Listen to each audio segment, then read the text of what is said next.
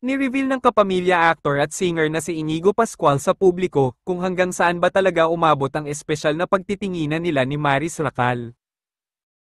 Sa pagkakaalam ng kanilang mga fans, totoong naging magjowa ang dalawa noon hanggang sa mabalita na lang na tuluyan na silang naghiwalay. Kaya naman sa pagbisita ni Inigo sa Fast Talk with Boy Abunda noong April 23, ay natanong siya kung naging girlfriend ba niya si Maris Racal. Inalala pa ng King of Talk na si Tito Boy Abunda yung naging panayam niya noon kina Inigo at Maris. Hanggang ngayon daw kasi ay hindi siya sure kung nagkaroon talaga sila ng relasyon. Meron kaming pagkakaintindihan ni Maris noon na sa amin lamang. Hindi man yun nabigyan ng label pero meron kaming pagkakaintindihan, paliwanag ng anak ni Piolo Pascual.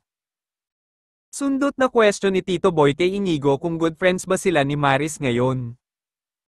Aniya, sobrang okay kami and that what matters to me. Nabanggit din ni Inigo na single siya ngayon.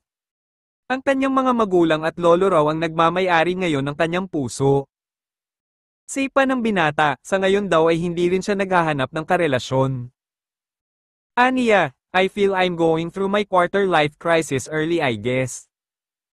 Sa isang panayam noon kay Maris, natanong siya kung na-inlove ba siya kay Inigo, masasabi ko naman na minahal din po. Ayoko naman na mag-playtime. Nalilabel kami as ex talaga, but yung relationship namin, never natuloy sa maging kami. Kasi nasa time kami na gusto namin, focus talaga sa career. Like, si Inigo, ang dami pa niyang gusto. Gusto niya maging international. Ayaw din ma-distract. Sabi pa ni Maris sa paghihiwalay nila ni Inigo, Aniya, nahirapan din kami, kasi syempre, that means we have to end some things.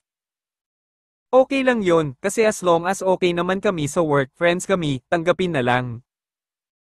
Matapos nga ang hiwalayan ni na Maris Racal at Rico Blanco, nalilink naman ngayon ang dalaga kay Anthony Jennings.